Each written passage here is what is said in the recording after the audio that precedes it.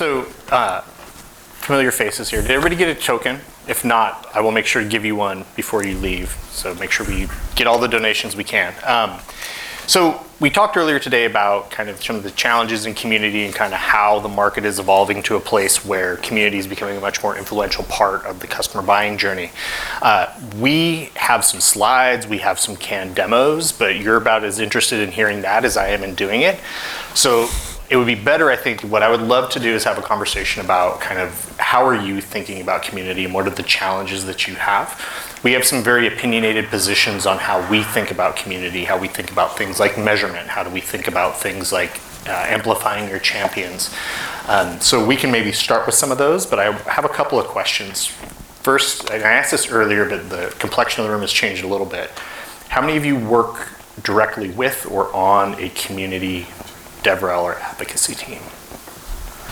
Okay, a little bit.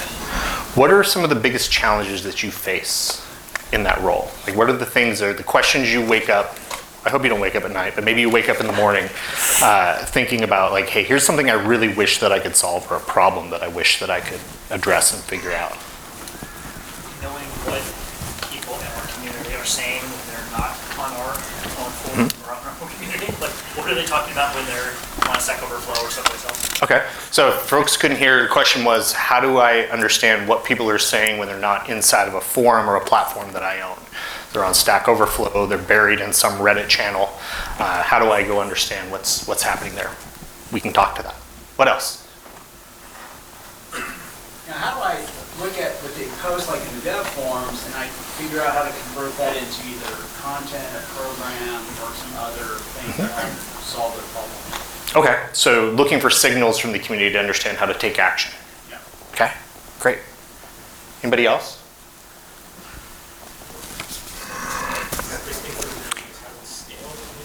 Mm-hmm. It's easy to start because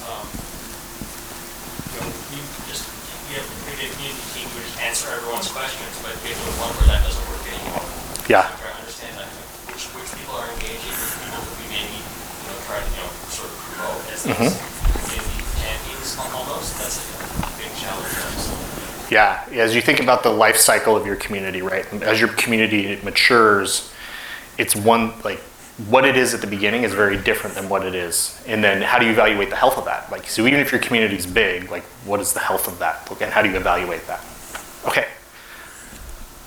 You moved down. I was looking forward to calling on you in the back.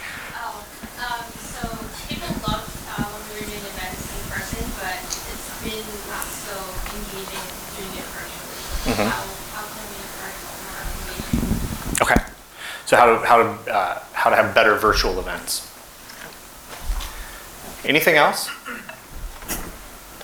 How do you, so you had a question that kind of leaned into this a little bit. How do you all think about measuring your community, both in terms of health, is one way to think about that, but how many of you struggle with quantifying the value, the business value that your investments in community bring? Yeah, and that directly impacts things that we all care about, like how do I evaluate myself in doing my job? How do I think about getting more resourcing? Right? How do I justify this sort of thing? Right? Especially in a world where the macroeconomic conditions are pushing down on us, community should, in essence, be a channel that you can leverage to actually bring down cost of sales and accelerate sales cycles. We actually have a slide in here that we can skip now because I'm going to talk to it, where companies that sell community first actually 80% of them tend to have a sales cycle less than a quarter long, where those that don't tend to have sales cycles that extend up to a year. And I think it's 83% of companies that are community-led have a sales cycle that's within the first quarter, and we can talk about why that might be. All right, anything else? Okay. I have a couple slides just real quick before we get in. I talked about this earlier, but I want to make sure I set context. When we talk about community, it's more than just the people that are sitting inside your forum, right? So community.cisco.com is not your community. That's a subset. But there's a larger set of people who are out there. And it's interesting talking to various folks that haven't quite wrapped their mind around community yet. Even if you don't think you have a community, you do, right? Those things, there are people out there talking about you, and they're out there saying they're either helping you or they're not.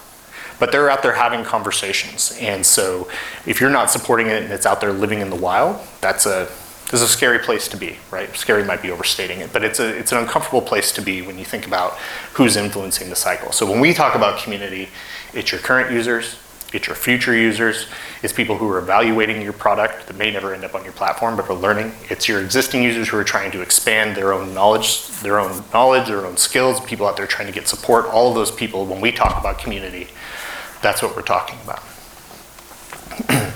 And I think it's also important to anchor on this. We believe that community impacts the entire business. It's not just something that you do in order to engage developers and have great events with the developers and get people using your tools. It actually has impact across the business. So from product, getting product support, ideas, beta testing, even bug identification, right? So if you have a good handle on your community, if something goes wrong, you can be certain that they're talking about it. And that's a great way to kind of get ahead of those things that maybe you haven't found on your own. Support. A lot of people go to the community for support. They might come to your knowledge base, come to your forums to get support, but they're also out there supporting themselves. And so things like case deflection, if we're thinking about business metrics and kind of bringing costs down and ROI, case deflection is a big one, as well as retention, right? If somebody can get their question answered and the problem they're facing has a short lifespan, they're more likely to stay with you than they are if they can't get those things solved. Sales we talked about, marketing we talked about. Customer success is another one of these areas, right? You can learn a lot from your community. It'll help influence your customer success motions.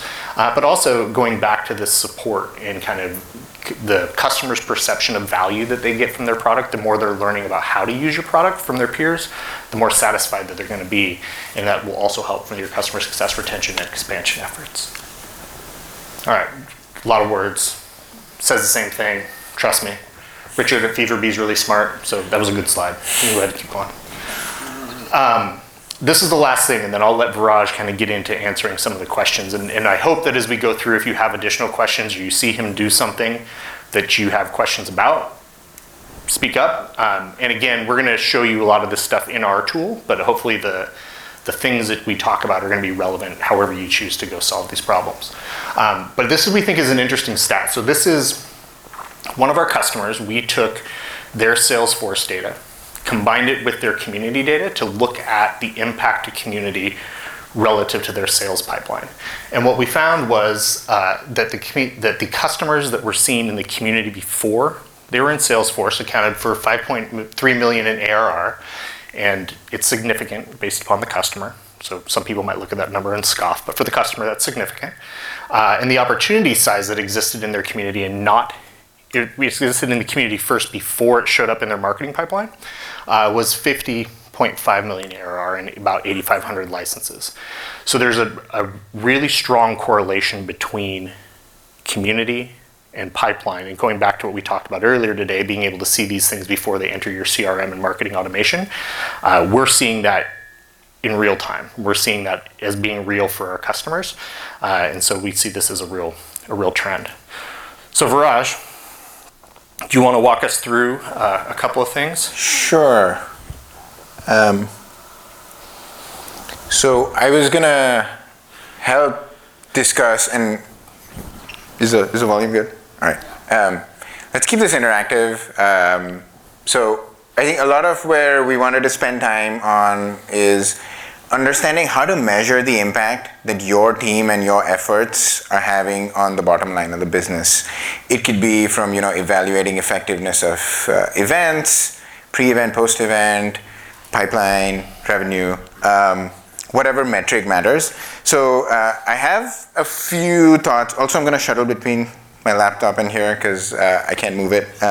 So excuse me for that. I have a few prompts to start some discussion before we can jump into how we might measure these things. So one of the things that we see community do from a bottom line perspective is increase the leverage from new product announcements or events you're doing. I wanted to plant some questions for us to consider. Before an event or before an announcement, how do you identify who you want to nail the messaging to even before you make your first draft? How do you identify the people you want to maybe preview this with? How do you make sure that there are people in your community or your customer base who you need to reach out to before you actually announce this thing? And then obviously once you make your announcement or once you have your event, who's reacting? How are they reacting? Where are they reacting? What is the response to your event? What's the response to your product announcement? Obviously, you expect more social activity. Is it negative? Hopefully not. Is it positive? And then where is it? Somebody asked, if it's outside of your properties, how do you get access to that? How do you get insight into that? And then what's the general pulse of what people are saying? And then once your announcement's done, once sort of the honeymoon's over, or once the event's done, what next? How do you convert this to action? To your question earlier, how do you make this actionable for your community? Before I go into our thoughts, I'm curious if anyone has spent time on this or have things to share. Do these questions resonate in terms of the problems you think about when it comes to, new announcements or events you host? Okay. It does actually. Tomorrow I'm supposed to have a call with my team, and the agenda is almost very similar. That's it. Making slides for you. Win. No, this is real. This comes from a lot of actual problems we've dealt with people like you over the last couple of years. So, go ahead. This is more of a just thinking out loud, but we recently released a product that'll be. There's a mic here if you want to speak. Oh, yeah, sure. We recently released a product that's going to be open sourced soon-ish, and it's interesting because multiple members of people behind the curtain of my own team, my developer advocates, once it was announced during an all hands or some other session, they came to me afterwards and said, "Wait, what was this? Who was making this?" It was made within our own DevRel group, and they had no idea what it was. They're like, "I would have loved to participate in it." And some of these questions here, I'm like we didn't even get to a point of getting to the community yet, and people on our own team weren't even aware that this effort was happening. And so it's a little different, but it really resonates. It's making me think a lot about some of how we approach this stuff. Yeah, I think there's a famous book that says communication is the heart, everything else is easy. Cool. I can share a little bit about how we've thought about this at Common Room, and please, let's keep this interactive. I'm going to jump into a demo. Live demo is always fun. Go ahead. When you start your perspective, Uh-huh.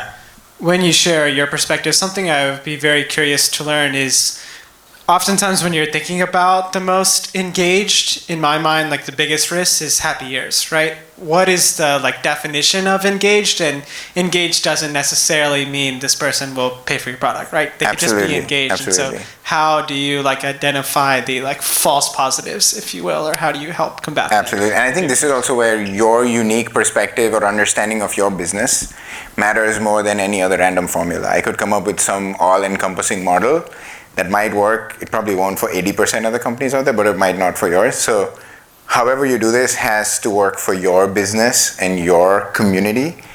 Totally. So yeah, hopefully I'll address that in how we see things, but at any point, please jump in. I'm awkwardly off to the side. Can you do the, ooh. All right, so this is Common Room for those of you who may not have seen it. So here's a anonymized community that I'm going to use as an example. So let's pretend this announcement I was talking about is about SSD performance, because we love SSD performance.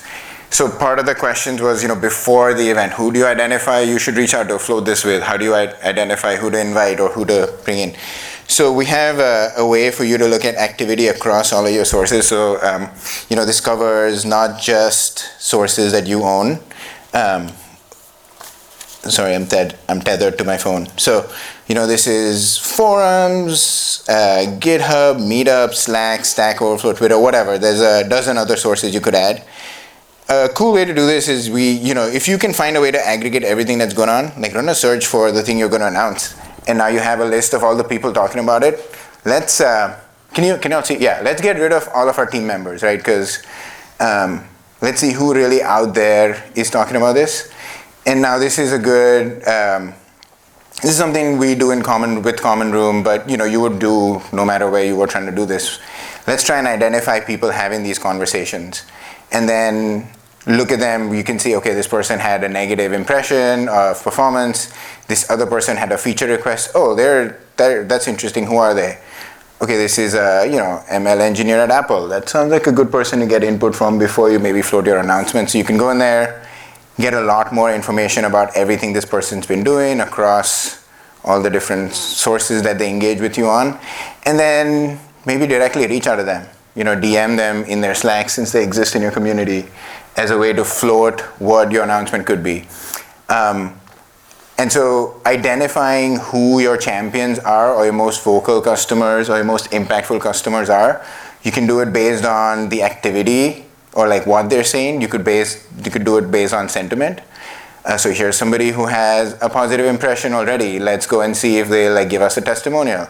You could do it based on who they are and where they work.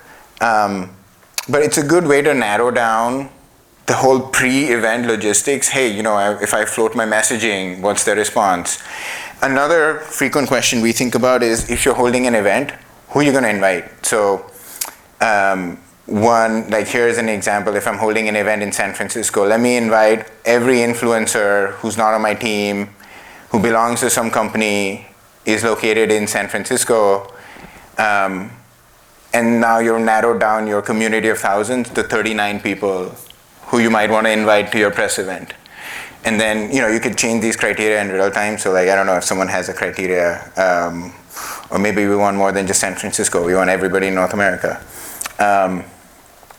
And so now you have 175 people you can invite. So it's pretty easy to go from here and say, okay, let's put all these people in a segment. And within a segment, you can track who I've invited, who has RSVP'd. Once they've RSVP'd, are they coming, are they not coming? So a lot of these workflows that previously, so if you had to do this on your teams, none of this is novel. You probably do all of this already, but you do it with spreadsheets, Post-it notes, some combination of fragmented teams trying to think about all of this, bringing it all together so that you have one holistic perspective. The second part of this is in the moment, right? Once you have an event going on, can you see what's going on? So we've used some models to build trending conversations. So I can go in here and I can say, okay, look, don't show me everything, just show me what's trending. And this will exclude people who are on your team. And so now you can see across all of this, and you can slice this by, do you want the last 7 days? Do you want just the last day or whatever? You can get a good pulse on just trending conversations. Here's a conversation going on in your Slack, which has, some positive, some negative context. Let's see what's going on. You can go in, you can see everybody participating in it. You can see exactly, without leaving the surface, the entire conversation. Here's somebody complaining about a bug they hit. And so as you run your event, this can be a good place to centralize your view of what's going on. And then use this to understand, okay, how is my sentiment? Do I need to go address something in real time? Any questions? Does this match up with how you would do it, regardless of tool? Like Michael said, we're showing you common room, but these concepts exist for all of us, no matter what tooling we use. Yeah, and from a best practice perspective, we find that our customers typically are most interested in kind of two time frames. It's the last 28 days and it's the last 12 weeks. And the last 12 weeks being the best measure of kind of overall community health, and the last 28 days being much more of a direct snapshot of things that you're doing and the impact that that's driving. So as we think about those measures, that's what we're seeing people kind of lean into from a time frame perspective. Based on the different teams, because for instance, for us, we have the marks, so we don't have a development marketing team. But we have different kind of users, right? We have the technical developer users, and then we have the marketers and salespeople. And then we have our internal teams. So for marketing, right, we are all for creating this community and trying to nurture the community. For sales, they're all about scaling and trying to contact as many people as possible. And then there's customer success, and in our, like you're mentioning here, a product update or an event, I would say that's always the pain point here, right? So, for instance, Slack. I see you give Slack, and how how do you measure how active someone is in the platform with your tool? Because, for instance, we have some people who are very engaged and some people who are not. So our problem is creating this community within Slack, telling them, getting some engagement back when we give a product update, right? Yeah. And getting through the noise, because it's not only our Slack channel on their Slack. Yep. Right. Yep. Yeah, I think from a community engagement standpoint, and to be fair, we're working through this right now ourselves. We're a fairly new company, and we're also working to build our community. And so there's kind of two answers to this question, right? I think at the highest level, it's really about building community is really about adding value. So when you're going out and engaging with people, are you actually providing them with answers and responses that actually help them solve the problem? So they start building that trust, right? And that takes time. Right, we're a company built on the idea that community is really, really important, and our community is still burgeoning. So I think at the highest level, it's going out and engaging, like really focusing on user needs and going out and addressing that. And then I think the other piece of it is going to where these people are. So if you look at our community strategy, we're focused less on like. We're focused on supporting our community, to be sure, but where we see our community growth happening is actually us going out and getting engaged in the other places where these people exist today. Okay. So we are, in our world, we're spending a lot of time in communities, right? Or DevRel communities. In other communities. Yeah. Right? And just engaging in the conversation and trying to support those conversations with real value. I think Emily Freeman, who's a DevRel person over at AWS, had this tweet where she talked about, hey, I sit in marketing and my job is actually to go add value to create value for Amazon, right? And so the goal should be to go out in these communities, engage, provide value to those folks. And as they see you doing that, they start associating your name, and they will then start coming to your community for that kind of very specific type of information. So I think there's kind of those two answers, right? It's the add value, and then you need to go to where they are to help bring them in. Yeah, but it's always about setting the expectations with sales, at least for me. Yeah, well, sales is a whole other conversation. Well, it's interesting though, because we're going to get to that in a second. Because ultimately, as you think about measuring the impact, it's going to end up in like dollars, right? That's the ultimate measure. So one of the ways, before I answer that piece, one thing you asked that I found interesting was this engagement piece. So if you've had a big announcement and you want to poll a specific set of users, we have something called workflows where you can send a survey question, you can craft your survey, you can target it exactly to the right people. You can say, hey, look, anybody who's complained about this thing and has been inactive for the last 15 days, after my announcement, send them a survey with these 4 questions. Like you could do all of that within the tool, and then the responses get captured back in the tool. So then that way you can start building your segments. Okay, look, these were disengaged. We made this announcement. They responded to the survey, now they're engaged. And then to the sales part, how do we funnel them into the lead stage within your CRM or whatever system you use? That's part of, we're working on this concept called community qualification. Everyone's familiar with PQL and MQL. Community qualification is an interesting concept where you can rate the quality of your interactions and how it matters to your company. So to your point earlier, Farhan, about what matters to you may not to somebody else, but that's okay. Our universe essentially is all of these channels multiplied by all of these actions within every channel. You define the weights for them, and then you define your threshold for whether a lead is qualified or not, and then let the system take care of it. And so now your sales team can know, and not just that, they can see community activity right alongside all of their sales tooling. So they can see, hey, this person's engaged in such a way on these forums. Maybe I should not email them, maybe I should Slack them. And on the flip side, your community manager, before they respond to the Slack, have the context from the sales team, hey, they're part of a lead conversion campaign. Let me customize my message or stage my message. Does that make sense? Yeah, I think I'm hypersensitive to this, so I have to say it or it'll bug me. The trick is making sure you have the data flow right? Because your sellers are aggressive. I hope they're aggressive. And they're going to want to go out and go after anything that looks warm. Right, and so making sure that you protect your community by only surfacing the things that really feel like opportunities and being really clearly able to delineate between the person that is using versus the person who should be sold to, because you never want your community to feel like they've become a marketing channel. They're there for value. And so that, in my mind, as I think about lead flow, that sits on the marketing organization and working with the community and DevRel teams to make sure that they're being protective of their community to move them through. And again, all of this stuff that we do, again, it's hard for us to not talk about it in the context of Common Room, but all of these were built on best practices from the design partners that we worked with as we built the tool. So all of this is built on things that other people are doing in maybe a more manual way, but the same patterns and behaviors are what we've tried to build into the tool.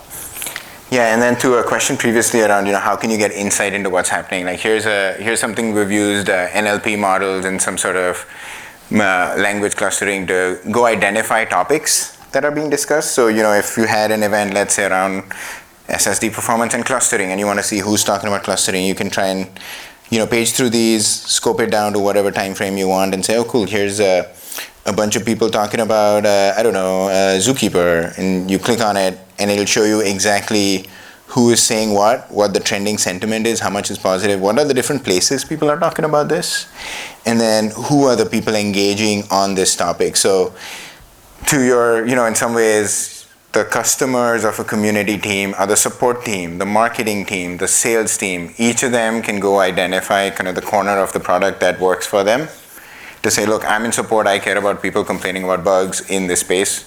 Cool, that's where you go after. So that was part of it. Another thing that I think ties to some previous questions is how does the community provide insights and context for the go-to-market team? Again, one team, one dream, everyone's there to win for the company, and this is all one team. So some of the things to consider here, how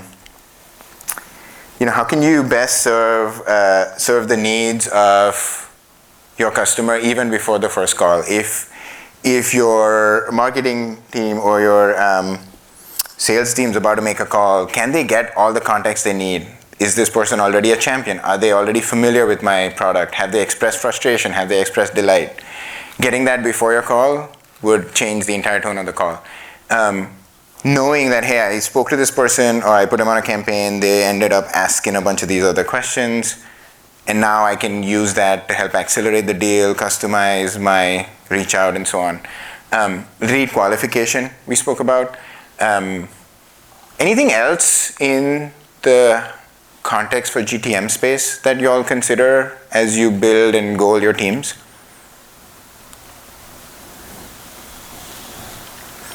Retention churn's an interesting one on the CS side of things, right? If renewals coming up, it would be really nice to get an account-based view of what the sentiment in there is, who are your champions, who are most engaged in the community.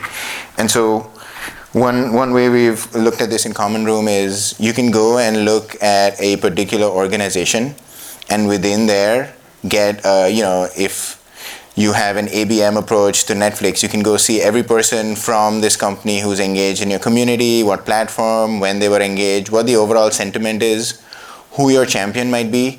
And so as it's coming up on renewal, you now can create a strategy that aligns with signals from your community in addition to signals from your business and product. At the same time, you can go and see what new organizations are showing up in your community. And again, this is where the GTM alignment comes in.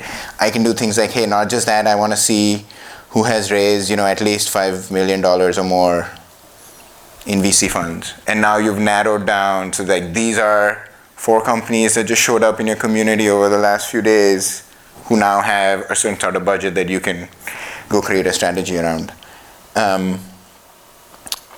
Yeah, so those any other ideas or thoughts here? Happy to explore kind of live if there's any interesting hypotheses. I think another place we should come back to is a question over here about measurement and how do we think about appropriate measurement for communities. And I think as we kind of briefly touched on, as a community matures, you look at them differently, right, in terms of evaluation. I think from my perspective and what I've seen, it starts very much with, so here's some ideas. I think at the highest level, it's as you're growing your community, things like new users and how many active and engaged. As it grows over time, you start thinking more about is my community self-serving? is my community creating a flywheel where it's supporting itself? And you start looking then at things like responsiveness rates. Like, if somebody drops into my community and asks a question, are they going to get a response? How quickly are they going to get a response? And does my team have to be the one to provide that response? And I think as they mature, you start thinking about those different metrics if you want to walk through that. Yeah, before we do that, any other ways you think about health, community health, that isn't covered here? Yeah? Sometimes I've seen in the past where people had to shift priorities and they had to not be as active, and then the community kind of loses interest. How can you get them re-engaged and then get them healthy again? Yeah, that's a great question. So let me walk through how you can measure some of this, and we can talk to, one of the outcomes of measuring this could be realizing that they're not as engaged. So within Common Room, we've built a pretty handy place for just all-up reporting. So in here, you can get a quick glance at your community health. Hey, how are things trending just at a high level? What's my engagement? How's my membership? Is it growing? Is it shrinking? What's my response rates? And then you can dive in as you think more deeply about each one. Okay, cool. Here's kind of for each of my various channels. You can then go in and dig deeper into each of them. Or you can say, look, overall engagement. And again, definition of engagement varies. This is like a default out-of-the-box definition, but you can change it. How active are my members? Again, activity is very company-specific. And then which of the sources are the most active? And clearly here, Slack is where everything happens, and then IRL meetups. Similarly, like a bird's eye view of sentiment overall and how it's trending. This one's interesting. Watching your community as it grows around the world and tracking it. We have some companies that will create OKRs around events specifically to drive up growth within a region. So as you expand around the world, how can you see the impact of the work your team's putting in? And then this is what Michael was referring to previously around responsiveness, right? You can see overall in my community, do things have replies or they don't have replies? And again, we use a bunch of heuristics as well as learning models to classify what is and isn't a reply. And then you can break it down to how many of these are conversations that your team is included in, how many of them are happening even outside of your team, and then what's the median's response time. So if you want to set goals around, look, for my company, I need a 24-hour SLA. I want a 5-hour SLA. That thing has to be responded to or has to be responded to by my team. You can start measuring those things way more accurately. And then you can dive into these individually. So here's like a responsiveness deep dive. It says by platform, here's my overall community responsiveness, but then by platform, you can break it down and get a very granular overview, including properties you don't own. So Stack Overflow, Reddit, and all those. Yeah, and I think to your question, understanding what's happening is really important, because in order I think the core truth of building community is consistency, authenticity, and value, right? You have to be consistent with how you engage. And to your point, when people get distracted, get pulled off in other directions, it's hard to maintain that momentum with the community. And so engaging in a consistent manner and doing so in an authentic kind of value-added way is the most important thing to do. And I think having a really good understanding of the business is a good way for you to focus. So if you have less time and you know that the vast majority of things are happening in Slack, being able to hone in on that, to make that kind of your center of excellence for community, is a good way to help kind of balance the workload there. The other thing in all of this is the more you can demonstrate the value to the organization, hopefully the resourcing and lack of distraction, or hopefully the distractions will decrease, right, as you're able to show kind of the impact as you go through those efforts. And then lastly, to your question around engagement, we've thought of it two ways. One is giving you visibility of what's going on in a way that you can customize. So you have the ability to say, hey, look, whenever somebody this is an example of an alert that says, whenever someone from EMEA is spotted in any of my communities, go alert this internal Slack channel, which is your EMEA experts. Someone from APAC or someone from a Fortune 500 company shows up, send it to this channel. That way you can have very custom engagement depending on who is showing up in your community. And then the other part around it is workflows, right? These ways where you can automate a lot of that engagement, where you can say, look, if a certain person is in the community and hasn't engaged in so long, let's try to DM them. And it'll DM as you instead of like a bot showing up or something, as a way to get them to get pulled back in to context around your company that they had previously. Yeah, there's an interesting, the CMX state of DevRel, I think I got the name of the report wrong. There's a great report that comes out from CMX, so they talk about kind of the state of the business and the state of the practice, where they hone in on kind of where do people spend a lot of their time, and a lot of the time is spent doing that, like trying to understand what's happening, who do I go respond to, how do I stay engaged with folks. And every time you send out like a bulk mail to a community, now you've got a bunch of inbound, hopefully have a bunch of inbound stuff that requires time for you to respond to. So for better or worse, like building communities is a lot of work. Like I don't think I'm telling anybody in this room something they don't know, but I think that those sorts of tasks are the things that have a lot of value, which becomes problematic because I would imagine those of you who are working in communities also have responsibilities as content creators, as presenters, as, you know, part-time open source developers perhaps, right? You're building integrations and helping with APIs. So it's, you know, the consistency is really, really important, and figuring out how to balance those is a trick. Yeah, hopefully this helps spend time in higher quality and higher leverage places. Like that's the thing that we've taken away over the last couple of years is everyone tries to solve all of these problems with all the right intent and all the right attention to detail and outcomes. The labor involved is just ridiculous, and many are flying blind just because the vastness of what can be a community and how dark it can be in terms of visibility. So our North Star is really shining a light on what's going on so that you can then do what's best for your business instead of worrying about like digging through all of this pilot data.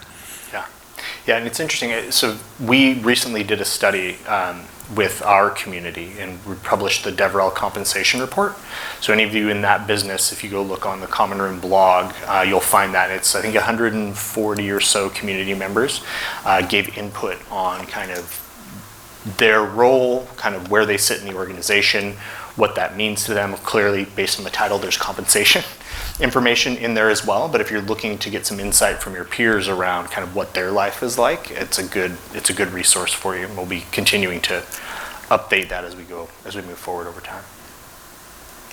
Yeah, in the last few minutes we have, I'd love to learn what other problems do you all think about that we didn't discuss that might be worth sharing with the group, or pull in ideas from others on how they try and solve them.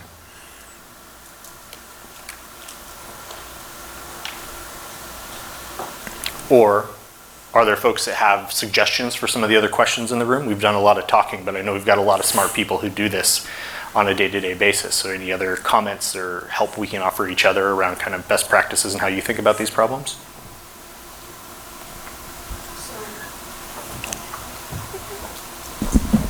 Thank you. I always like to know, for example, in this case, companies that are doing their communities well, so I can look at it and see what they're doing. And it's also always good to know which ones are really doing it poorly, so you can look at that and say, oh my God, that's what we're doing. No, stop now, right? So how do you recommend we go to find examples of communities that are done well and communities that are not done so well? Yeah, I think so.